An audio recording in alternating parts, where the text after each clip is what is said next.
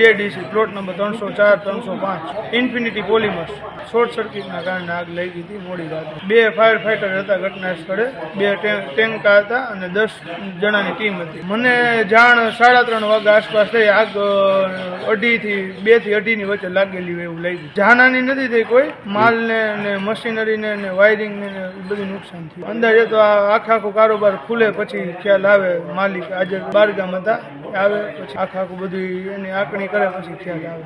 મારું નામ જેકીલ ચંદ્રેશભાઈ કોટેચા. મારું યુનિટ આની બાજુમાં દિવાલે જ આવે.